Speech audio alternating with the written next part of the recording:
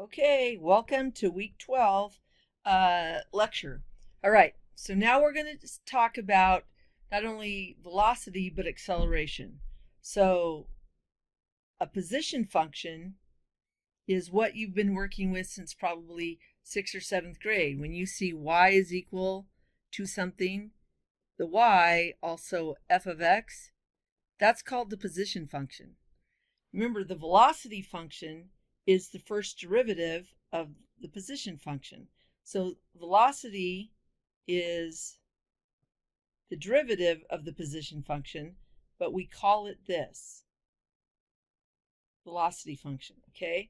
Then speed is just the absolute value of velocity. So velocity, you can have something falling, and with something falling, that will be a negative velocity because falling versus speeding up.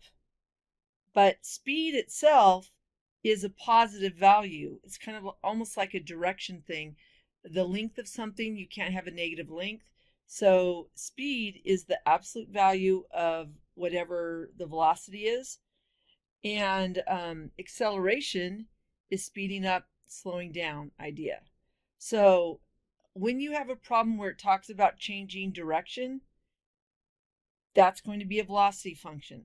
When you have a problem that talks about moving left or right, that would be a velocity function. When you have a problem where it talks about where's acceleration 0, well, that should be easy. Acceleration is in its name, but it's the speeding up and slowing down problems when they're talking about that. That's acceleration, not velocity. Okay, so a particle moves along a horizontal line.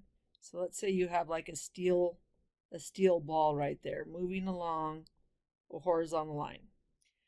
Its position function is s of t for all the values of t that are greater than 0, right? Because we don't have negative time.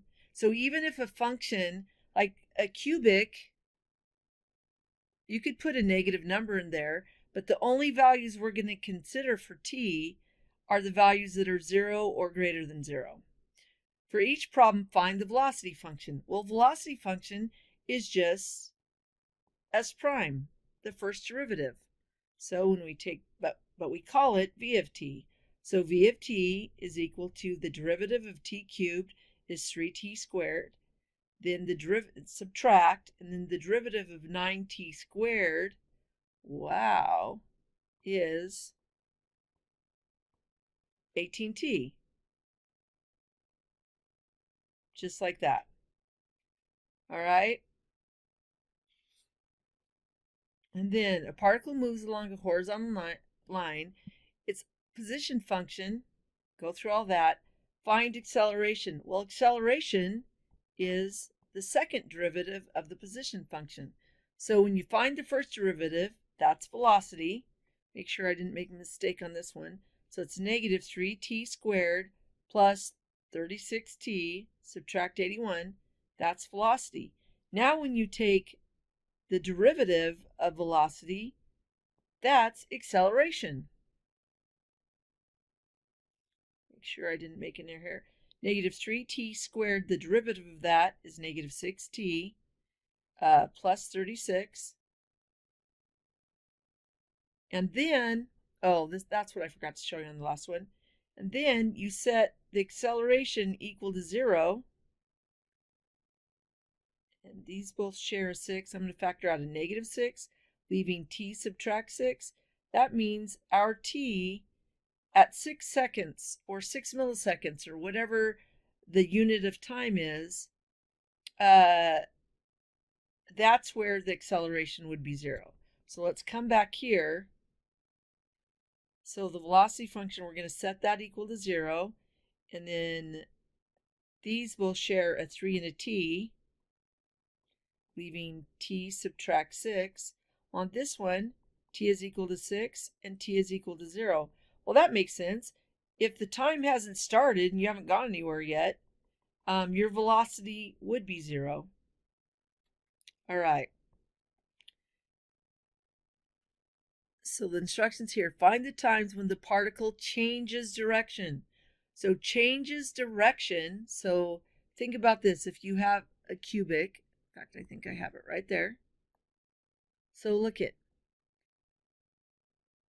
we have a minima and a maxima. And to the left of the minima, it's going up. To the right of the minimum, or that maxima, it's going down. And then to the other side of that minima, it's going back up. So at the minima and maximas, those are the values of t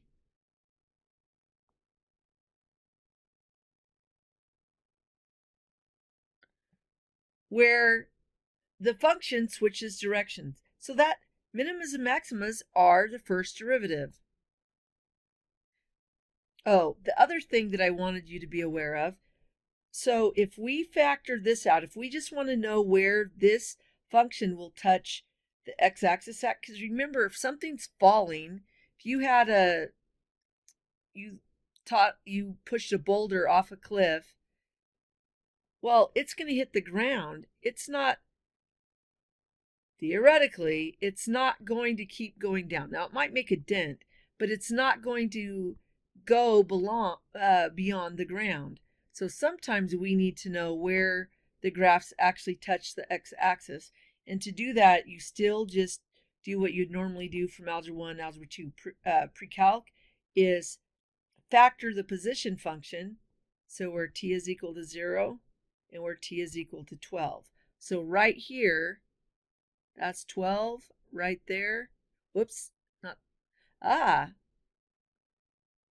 So where it touches the x-axis also happens to be a maxima. All right, we're going to find the first derivative. Make sure I didn't make an error. T cubed is 3t squared minus 24t. We're going to set the derivative equal to 0 and then factor out what you can.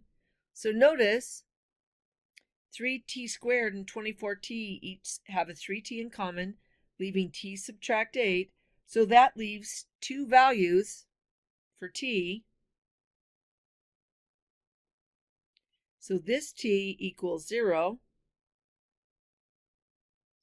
This t equals 8.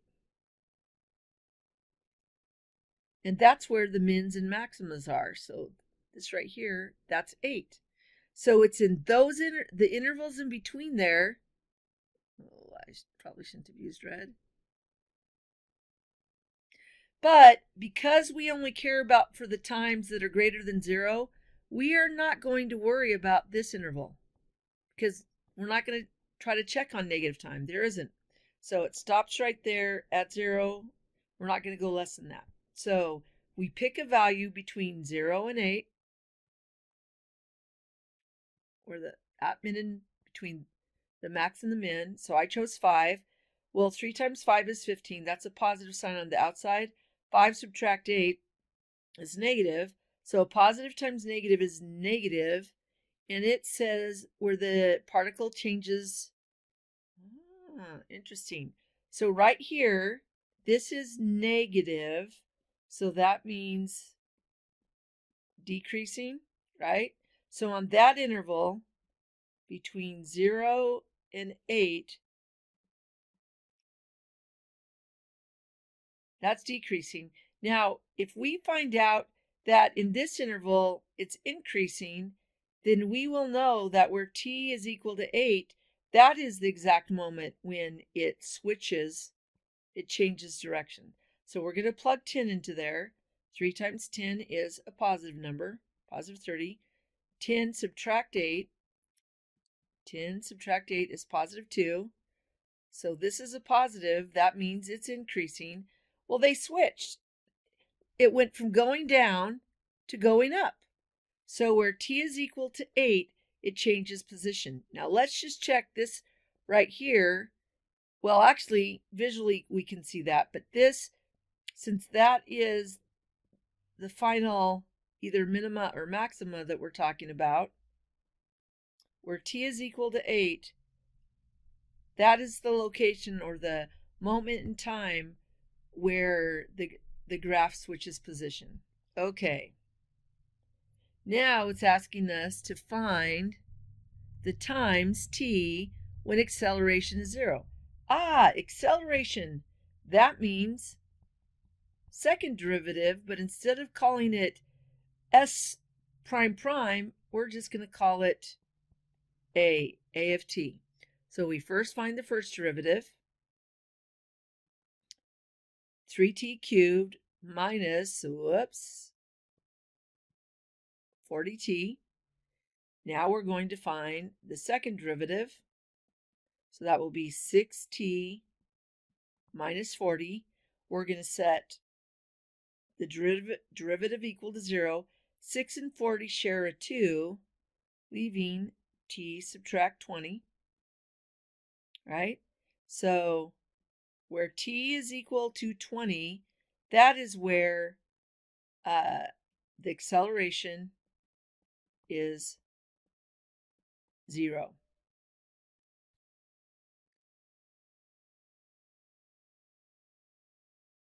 Ooh, and they both had a t in common. So where t is equal to 0, that makes sense. If you haven't started and gone anywhere, then yes, there is no acceleration, but this is after you have started the process, going somewhere, the marble moving or the particle moving. Where else on that journey is there no acceleration? Right there where t is equal to 20. And of course, where t is equal to 0, it hasn't started yet. There is no acceleration. Okay, this time we need intervals of time where the particle is moving left or right. Now remember what I said at the beginning. If it's moving left or right, or if it's changing direction, that is the first derivative, or the velocity function. When it's changing direction, you're looking for the t value. When it's moving left and right, you're looking for intervals.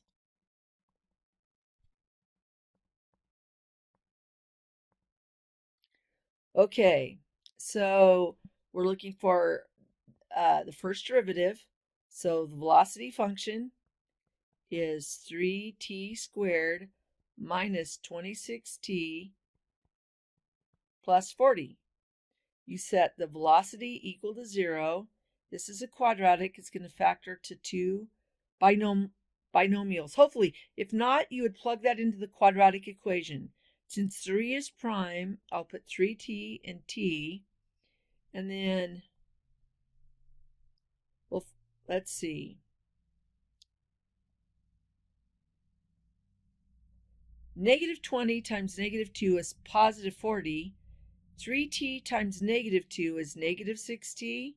And then t times negative 20 is negative 20t. And then those two add up to negative 26t. So that's how I got that factoring right there. And now we have our intervals. We have t is equal to positive 20/3.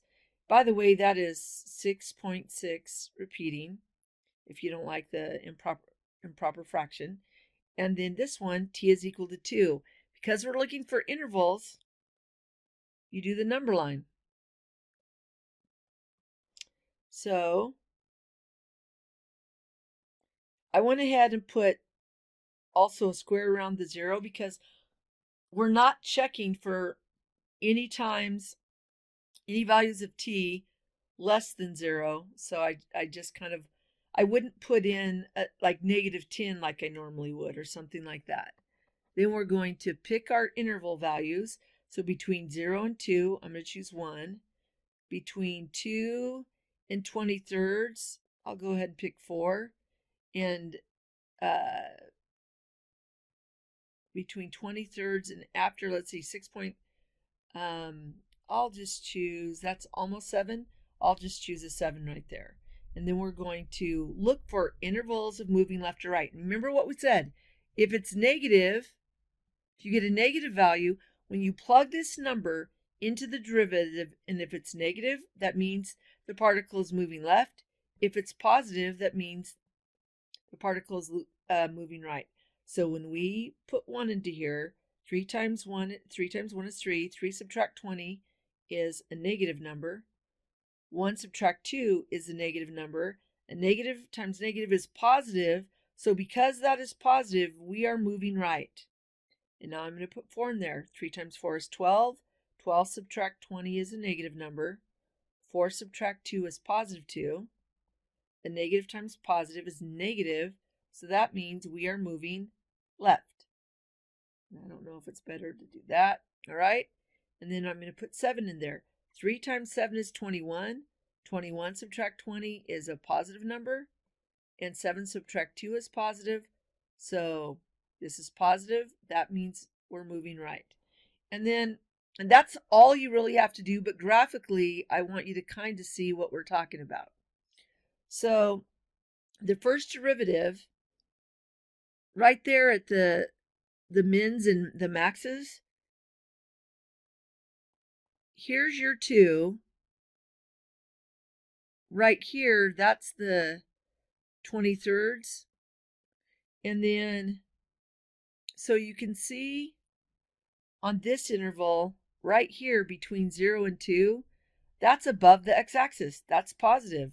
So even though it doesn't look like it, because you can't look at the moving right or left by looking at the graph, but that's what that would mean. And then look at between 2 and 23rds, we're going down, and specifically between 2 and 5.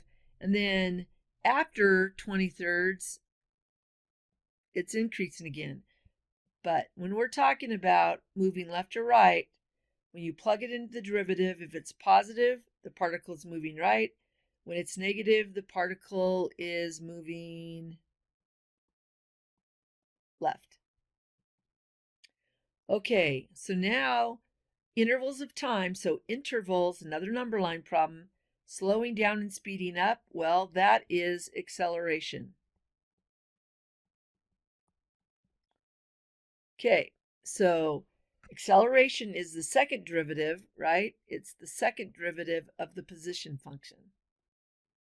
And I don't know why the position function is s of t, because for people who aren't familiar, they might think, oh, well, that's the speed function. It is not. That's the position function.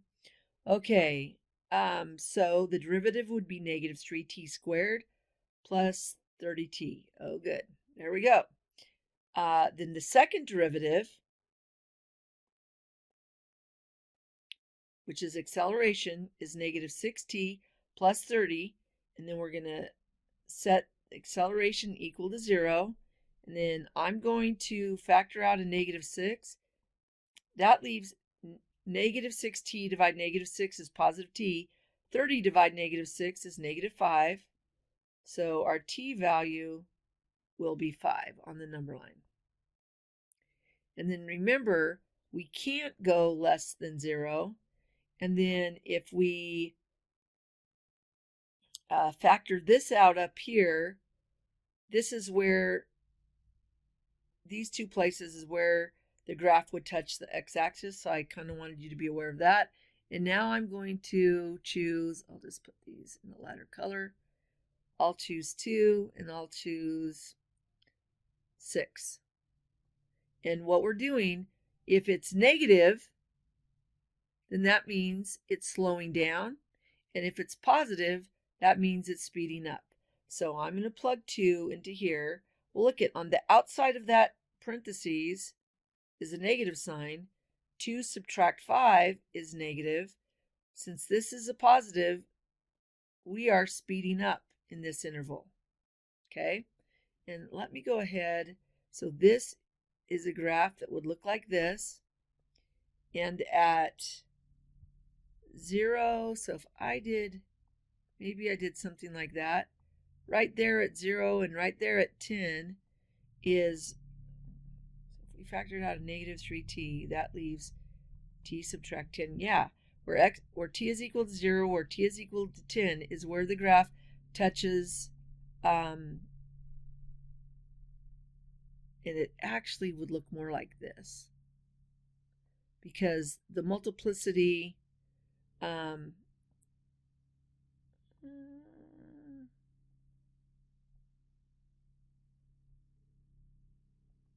this is now looks like this. I shouldn't have started down this path, but that's okay. I'm going to graph this function, which is what I just did. There we go. And then when you factor out a negative t squared, that leaves t subtract 15. So where t is 0, that's a multiplicity of 2. And right there, that's 15. And now this is where there's a maxima at 10 and a minima at 0. There we go. So now we're looking for speeding up and slowing down. So I plugged 2 into acceleration. That was positive. Now I'm going to plug 6 into acceleration. Well, there's a negative sign on the outside. And then 6 subtract 5 is positive. So this is negative. That means it is slowing down. And then graphically, if you look, the reason I wanted to draw the graph, though I started off pretty shaky, we're speeding up. It's going to hit its peak. And even though it starts probably to go faster right there, before you can hit the ground right there, you put on the brakes. So you're actually slowing down, even though initially you have some momentum, you actually start the slowing down process. Okay, so now you're going to put it all together. We have to find the position function, velocity, speed, acceleration at a given specific given value for time. So like 6 seconds or 6 milliseconds or nanoseconds or whatever it is.